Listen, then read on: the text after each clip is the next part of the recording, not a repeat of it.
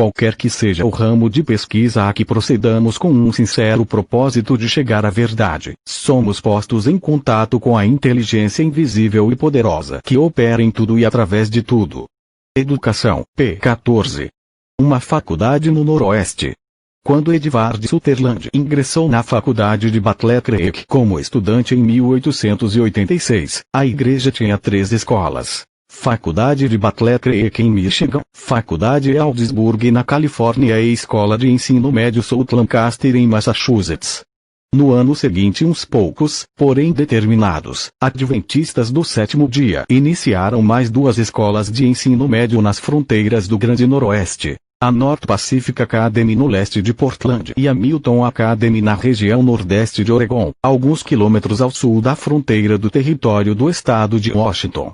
A frequência a ambas as escolas surpreendeu a todos e gerou uma urgência por uma faculdade. O chefe do departamento educacional foi a Portland na primavera de 1890, e em um sábado de manhã, no dia 13 de maio, apresentou uma mensagem especial de Ellen G. White sobre a necessidade de uma escola no Noroeste Pacífico. A escola tinha que ser uma faculdade. Como resultado desta mensagem, as 2 escolas de ensino médio abriram mão de seus direitos para que a nova faculdade pudesse nascer. Seguiu-se muita ponderação e planejamento com oração.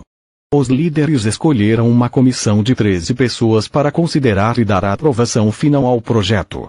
Então, uma comissão de localidade de 7 pessoas escolheu um local logo à saída de Walla Walla, no estado de Washington. Finalmente, uma comissão financeira de 9 pessoas apresentou um relatório à Associação Geral reunida em Battle Creek, Michigan, em março de 1891. Em 11 de março a Associação Geral aprovou a proposta e a faculdade de Walla Walla teve origem. Muitos preparos tinham que ser feitos, prédios tinham que ser erigidos, um grupo de trabalhadores convocado e o equipamento essencial tinha que ser conseguido antes que a faculdade pudesse abrir as portas. A Associação Geral escolheu o jovem Edvard Sutherland como diretor para dirigir a nova instituição e designou Prescott para presidente tanto da faculdade de Battle Creek quanto para a nova instituição. Em julho de 1892 os Sutherland chegaram ao campus. Como diretor da escola, Ed deparou-se com uma tarefa hercúlea. Um currículo tinha que ser preparado e um manual tinha que ser impresso. Era necessário assegurar uma equipe de professores, e contatar possíveis estudantes.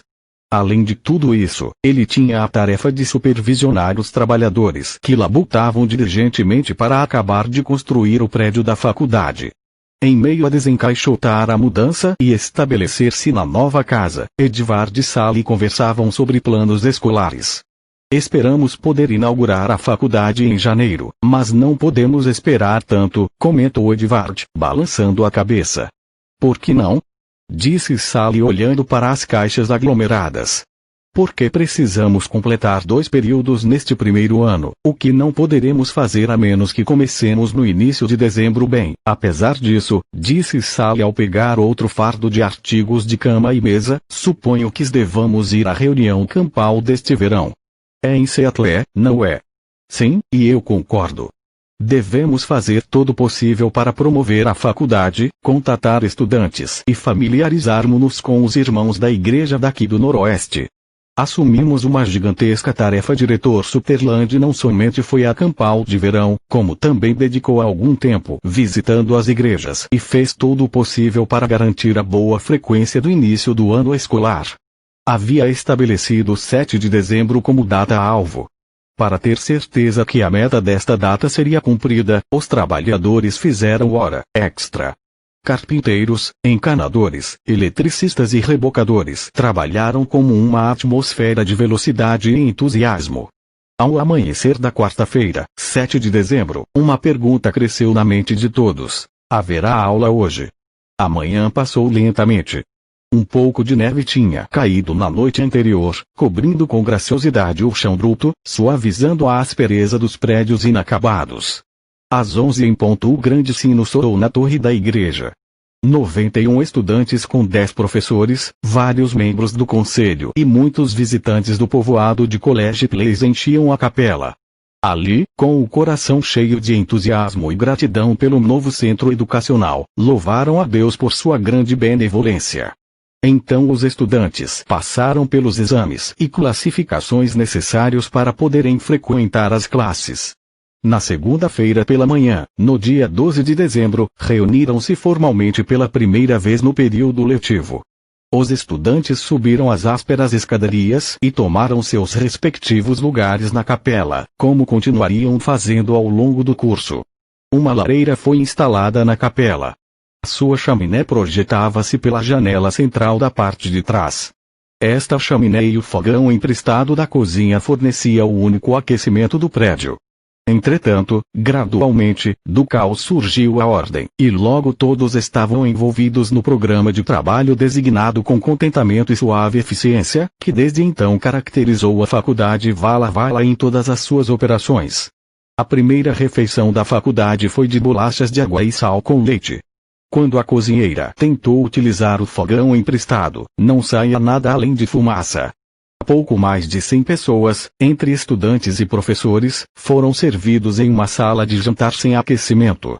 Um sólido prédio de 4 andares foi usado para os escritórios, salas de aula e alojamento para alguns dos funcionários.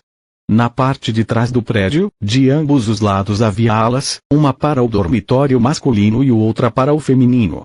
Entre as duas alas estavam a cozinha com telhado de estânio e o refeitório. Edvard Sutherland agradeceu a Deus por tudo o que tinha sido feito, mas o pensamento do que ainda havia para fazer o preocupava. Como os professores poderiam conduzir classes eficazes em um prédio sem aquecimento sob o barulho de martelos o dia inteiro, juntamente com a raspagem da serra e todo o conjunto de barulhos de um prédio inacabado? Mesmo assim, de alguma forma, todos prosseguiam. Certa noite, quando Edvard voltou ao seu apartamento, reparou que a cama bloqueava a entrada. "Por que você arrastou a cama para a frente da porta?" perguntou a Sally, com um olhar questionador.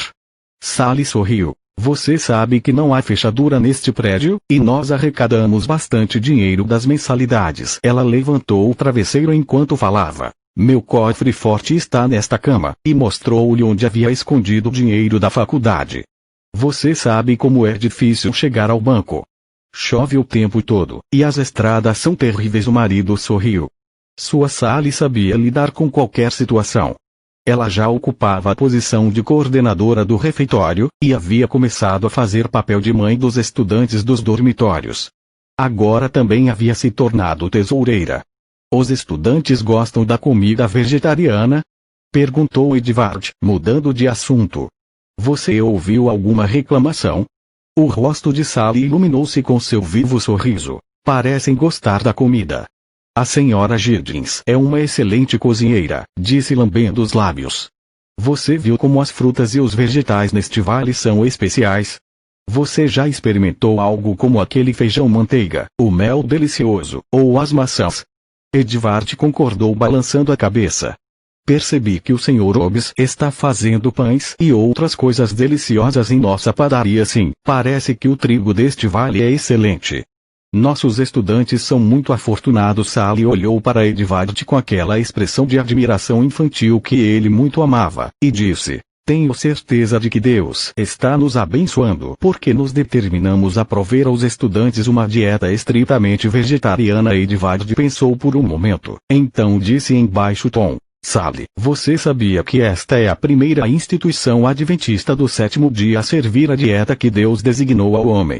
Percebeu mais do que nunca que Deus havia guiado a comissão a escolher aquela terra esta onde literalmente manava leite e mel.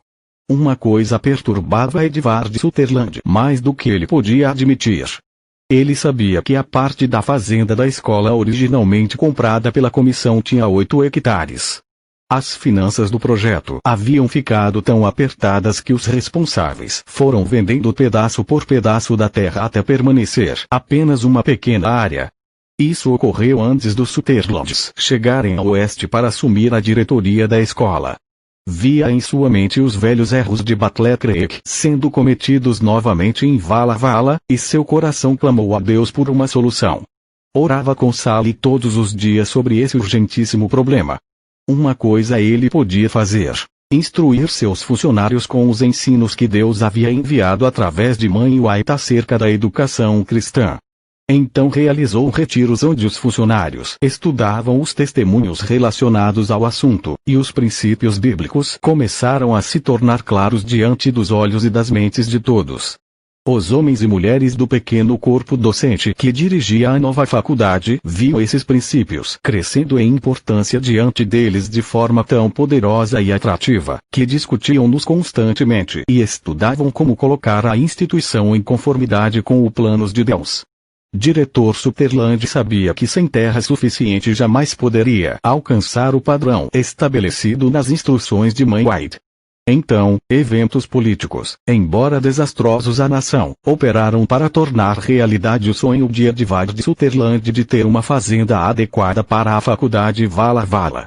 A administração confortável do presidente Benjamin Harrison encerrou-se, mas sinistras sombras de um vindouro colapso financeiro já atravessavam a nação. Os fazendeiros que haviam comprado as terras da escola não mais conseguiam manter o pagamento em dia, e o diretor Sutherland comprou de volta 5,3 hectares. Então o Sr. Odleston, chefe da fazenda, podia começar a desenvolver hortas, pomares e campos, os quais uma faculdade como Walla Walla devia possuir. O dormitório feminino tinha um banheiro e uma banheira. O dormitório masculino tinha acomodações semelhantes. O corpo docente autorizou o envio de uma carta à Associação Geral narrando sobre a situação dos banheiros e pedindo ajuda. Receberam como resposta instruções específicas e detalhadas de como tomar banho utilizando a pia. Cada quarto do dormitório foi então equipado com uma pia e um cântaro. Sutherland construiu um forno holandês na cozinha. Fez tudo quanto podia para prover o conforto necessário aos estudantes e para criar um espírito de alegre aceitação das dificuldades que ainda haviam de enfrentar. Acordava às 5 da manhã todos os dias para manejar um lado da serra de corte transversal, enquanto um estudante o ajudava segurando o outro lado.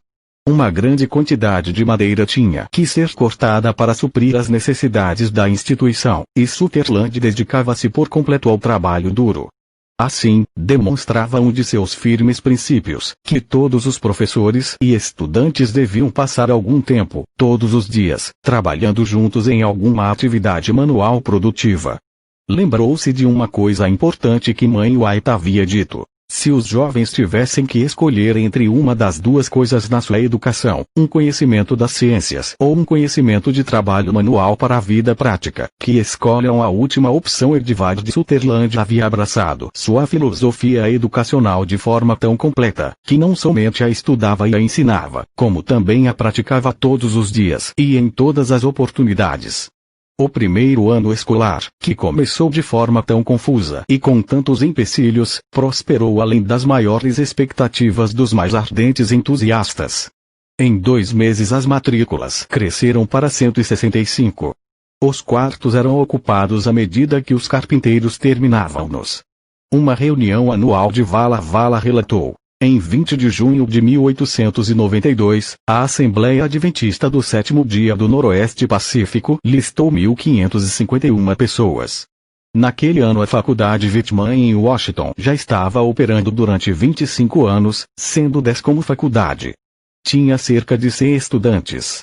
O relatório do ano anterior da Universidade de Washington, em seu 30º ano, constava 10 professores e 42 estudantes.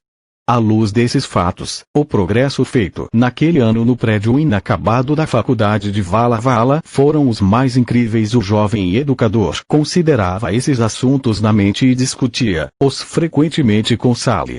Viram neles a bênção manifestada de Deus. Durante as atividades finais do primeiro ano escolar, realizadas em um local de reuniões da igreja, em Milton, no estado de Oregon, Edward Sutherland e um de seus professores, Cassius Hughes, foram ordenados como ministros do Evangelho. A despeito da condição econômica que piorava, a faculdade Walla Walla iniciou o segundo ano com grandes expectativas.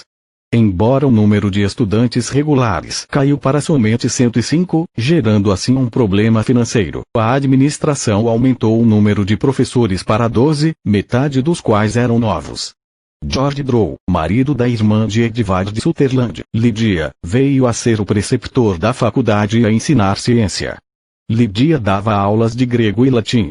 Trouxeram com eles uma jovem, M.B.C. de Grave, que acabara de concluir um ano na faculdade de Battle Creek.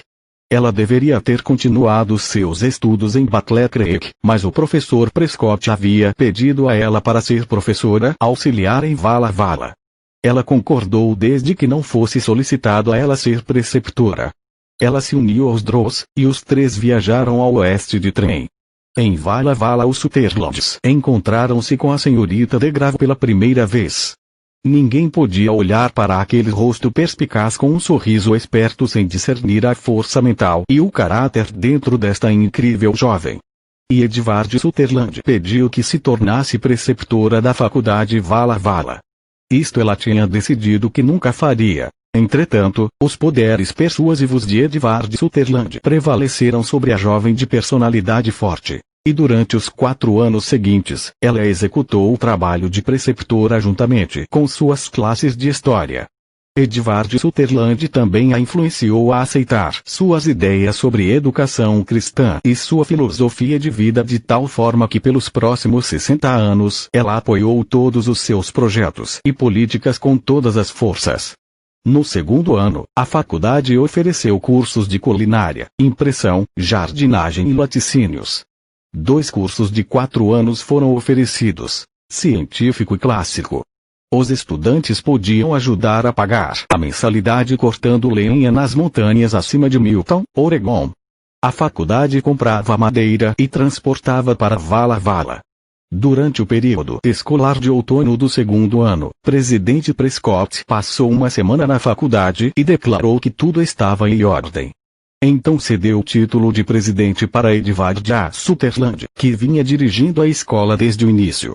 Agora Sutherland tornou-se presidente tanto em nome quanto em função. Durante o terceiro ano da faculdade, cursos breves foram oferecidos aos jovens que desejavam receber uma preparação rápida para iniciarem a obra do Senhor.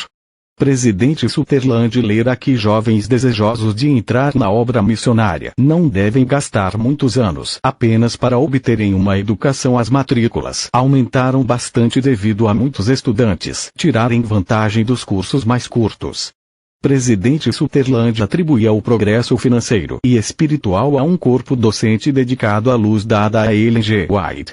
Diligentemente estudavam os artigos sobre educação vindos da Austrália, especialmente durante 1895 e 1896. Os funcionários, embora sobrecarregados com os deveres escolares, tomavam tempo para estudar juntos os princípios da reforma educacional. As mensagens os inspiravam, assim como os relatórios da nova escola de Avondale, construída em terra que o Senhor havia escolhido, e que agora operava sob os novos princípios educacionais. Em humilde fé, presidente Sutherland decidiu modelar a faculdade Vala Vala conforme a escola Avondale, na Austrália. M.B.C. de Grave, que, ao longo dos anos, permaneceu ao lado do Dr. E. A. Sutherland de seus ideais para a educação cristã. Em seus estudos, o corpo docente descobriu que encontrar e conhecer a verdade sem pronta e voluntária obediência podia ser uma cilada ao invés de uma bênção. Prometeram seguir a luz aonde quer que esta os levasse.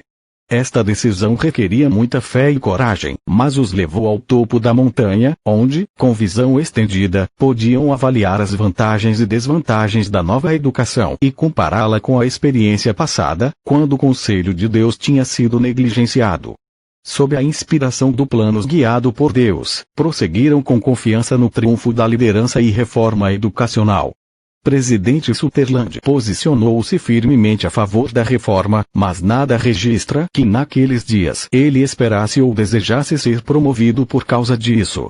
Em fevereiro de 1897, entretanto, a reunião da Associação Geral ouviu atentamente o relatório do jovem presidente da faculdade Vala Vala. Falou-lhe sobre o estudo feito em oração que ele e seu corpo docente tinham feito sobre as instruções inspiradas de educação, da luz que queimava em seus corações, e como estavam moldando o currículo conforme a nova luz sobre educação cristã. Sua apresentação foi tão inspirada, as palavras escolhidas tão convincentes, e tão apeladora a mensagem que trouxe que seus colegas educadores e os líderes da igreja ficaram impressionados. Antes do término da reunião da Associação Geral, elegeram Edward A. Sutherland como presidente da escola onde havia se formado, a Faculdade de Butler Creek em Michigan.